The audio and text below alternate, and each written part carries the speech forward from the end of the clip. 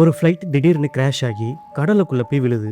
உயிர் பொழைச்ச சில பேர் மட்டும் முழுகுன அந்த ஃப்ளைட்டுக்குள்ள மாட்டிக்கிட்டு இருக்காங்க. அவங்க எப்படியாவது வெளியே வரணும், இல்லைனா தண்ணியிலேயே மூழ்கி சாகணும். ஆனா அது மட்டும் இல்லாம அந்த கடலுக்குள்ள அவங்கள சுத்தி ரொம்பவே ஆபத்தான சுறா மீன்களும் இருக்கு. இவங்க ஃப்ளைட்டுக்குள்ளேயே இருந்தா மூச்சு முட்டி சாகணும், இல்ல வெளியே வந்தா சுறா மீன்கள் கடிச்சு சாகணும். ஸோ அப்படி ஒரு நிலைமையில கடைசியா யாரெல்லாம் உயிர் பொழைச்சாங்க, அவங்க எப்படி எஸ்கேப் ஆனாங்க அப்படின்னு சொல்ற படம் தான் 2024ல ரிலீஸ் ஆன நோ வே அப் அப்படிங்கிற படம். ஹாய் ஹலோ ஃப்ரெண்ட்ஸ், நீங்க வந்திருக்கிறது சினிரீல். நம்ம சேனலை யாராவது சப்ஸ்கிரைப் பண்ணாம இருந்தீங்கன்னா ஞாபகமா சப்ஸ்கிரைப் பண்ணிக்கோங்க. வாங்க இப்ப கதைக்குள்ள போலாம். கதையோட ஆரம்பத்துல ஒரு ஏர்போர்ட்டை காட்டுறாங்க. அங்க ரெண்டு ஃப்ரெண்ட்ஸ் அவங்க ட்ரிப்பை பத்தி பேசிட்டு இருக்காங்க.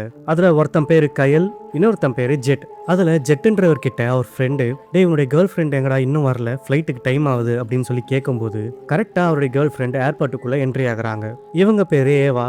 இவங்க ஒரு பெரிய அரசியல்வாதியோடைய பொண்ணு. ஸோ அதனால இவங்க கூடவே ஒரு பர்சனல் செக்யூரிட்டி கார்டும் வராரு. இவரை பார்த்த உடனே டென்ஷன் ஆன ஜெட்டு நேரா ஏவா கிட்ட போயிட்டு, நம்ம மட்டும் தானே ட்ரிப்புக்கு பிளான் பண்ணியிருந்தோம், எதுக்காக செக்யூரிட்டி எல்லாம் கூட்டிட்டு வந்திருக்க அப்படின்னு சொல்லி கேட்கிறாரு. அதுக்கு ஏவாவும், எங்க அப்பாவை பத்தி தான் உனக்கு தெரியும்ல, என்னை எங்கேயுமே தனியா அனுப்ப மாட்டாரு, சரி விடு பாத்துக்கலாம் அப்படின்னு சொல்லி சமாதானப்படுத்துறாங்க. இப்படி இவங்க பேசிட்டு இருக்கும்போது ஜெட்டோட ஃப்ரெண்டு கையலு அந்த செக்யூரிட்டி கார்டு கிட்ட பேசிட்டு இருக்காரு. என்ன பாஸ், பார்த்தா வயசானவர் பேர் இருக்கீங்க, நீங்க போய் செக்யூரிட்டி கார்டா ஒர்க் பண்றீங்களே, ஒழுங்கா பாத்துப்பீங்களா நீங்க அப்படின்னு சொல்லி கேட்க, தலைவர் திரும்பி கூட பார்க்காம அந்த ஏர்போர்ட்ல என்ன நடக்குதுன்னு புட்டு புட்டு வைக்கிறாரு. இதை கேட்ட கயலும் ரொம்பவே ஷாக் ஆகுறாரு. தலைவா நீ வேற லெவல், நான் உன்னை தப்பா இட போட்டுட்டேன் அப்படின்னு சொல்றாரு. சரி வாங்க நம்ம ஏர்போர்ட்குள்ள போலான்னு எல்லாரும் அங்க இருந்து போறாங்க. இவங்க போற அதே ஃபிளைட்ல ஒரு தாத்தா பாட்டி, அவங்க கூட அவங்க பேத்தியும் வராங்க. அந்த பொண்ணு பேரு ரோசா.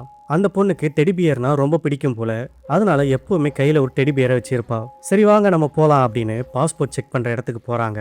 அங்க ஏவாவுடைய பாஸ்போர்ட்டை செக் பண்ணி பார்க்கும்போது அவங்க கவர்னருடைய பொண்ணு அப்படின்னு தெரிய வந்து அவங்கள வெல்கம் பண்றாங்க.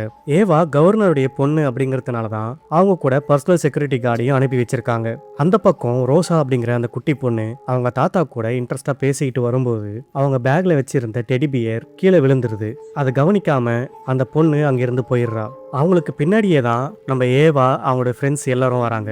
அப்படி வரும்போது கீழே ஒரு டெடிபியர் இருக்கிறத ஏவா பாக்குறாங்க. ஆனா அதை கண்டுக்காம தொடர்ந்து அவங்க போயிட்டே இருக்காங்க. ரோசா அப்படிங்கிற அந்த சின்ன பொண்ணு வெயிட்டிங் ஹால்ல போயிட்டு அவ பேகை செக் பண்ணி பார்க்கும்போது தான் அந்த டெடிபியர் காணோம் அப்படிங்கிறது தெரிய வருது. உடனே அவ அந்த டெடிபியரை தேடி வேகமா ஓடி போறா. ரோசா வேகமா ஓடும்போது ஏவா மேல தெரியாம மோதிடுறாங்க. அப்போ ஏவா வச்சிருந்த காஃபி அவங்க மேல குட்டிக்குது.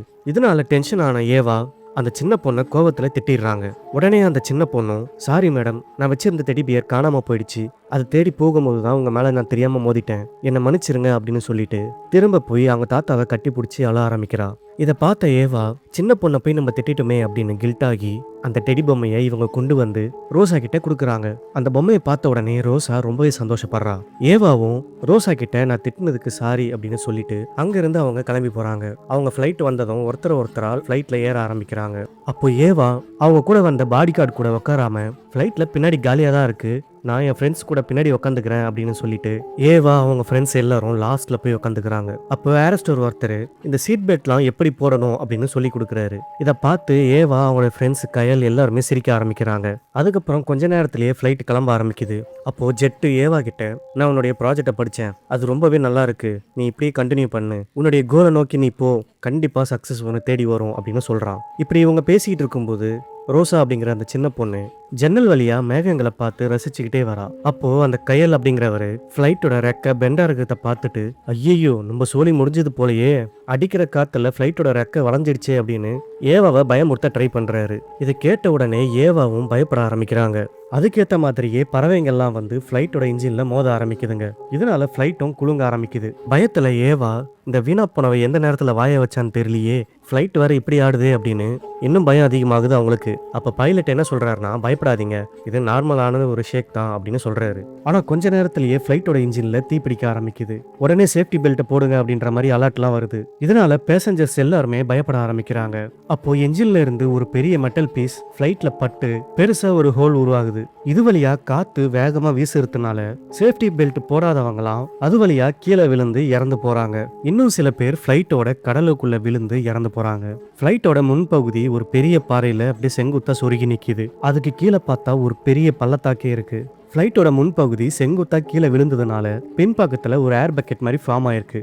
அதனால தண்ணி இன்னும் அங்க வராம இருக்கு. அந்த இடத்துல தான் அதிர்ஷ்டவசமா நம்ம ஏவாவோட லவர் ஜெட்டு, அவரோட ஃப்ரெண்டு கயல், கூடவே அந்த ஏரஸ்டரும் இருக்காரு. அப்போ தண்ணிக்குள்ள இருந்து ஏதோ ஒரு டிஃப்ரெண்டான சவுண்டு கேட்குது.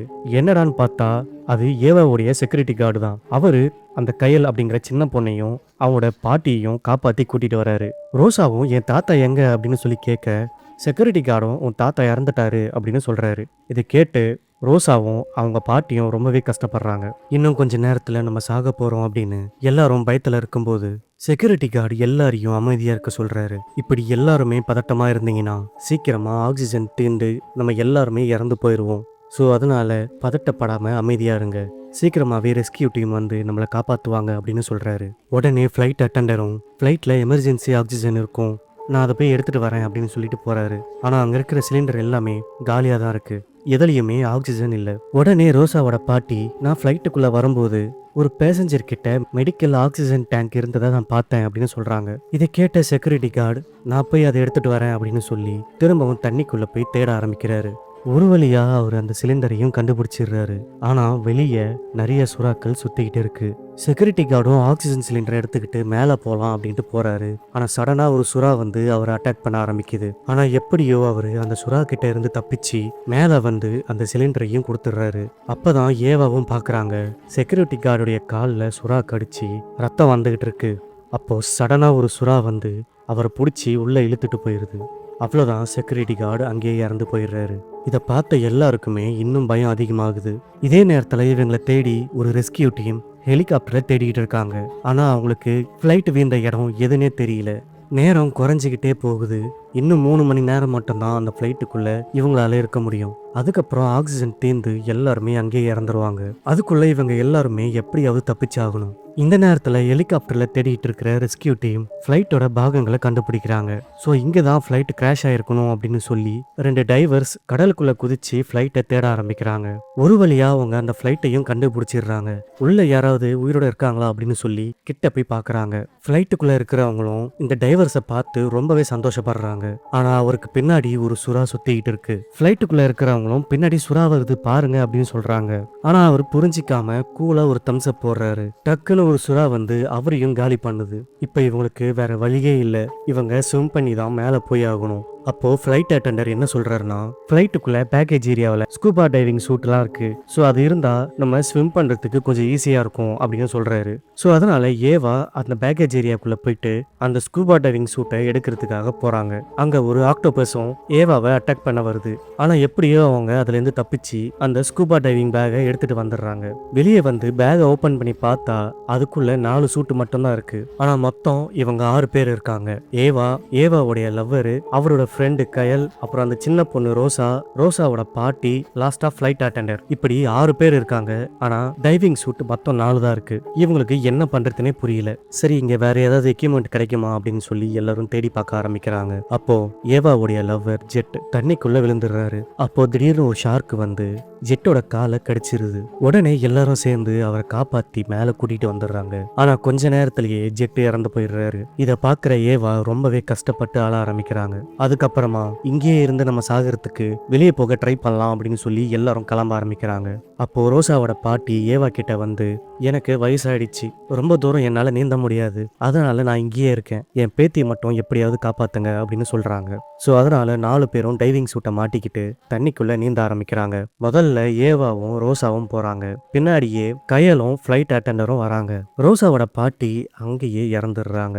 ஏவா ஆக்சிஜன் சிலிண்டரை யூஸ் பண்ணி ரோசாவை முன்னாடி கூட்டிட்டு போயிடுறாங்க. அவங்கள ஃபாலோ பண்ணி தான் கயல் பின்னாடி வந்துகிட்டு இருக்காரு. ஆனா கயல் சுறா கிட்ட மாட்டி அவரும் இறந்து போயிடுறாரு. ஜஸ்ட் மிஸ்ல தப்பிச்ச ஃப்ளைட் அட்டெண்டரும் ஏவா கூட போய் சேர்ந்துடுறாரு. இப்ப மீதி இருக்கிறது ஏவா, ரோசா, கடைசியா வந்த ஃப்ளைட் அட்டெண்டர். இவங்க 3 பேர் தான் இப்போ உயிரோட இருக்காங்க. இப்போ இவங்க கிட்ட ஒரே ஒரு ஆக்சிஜன் சிலிண்டர் தான் இருக்கு.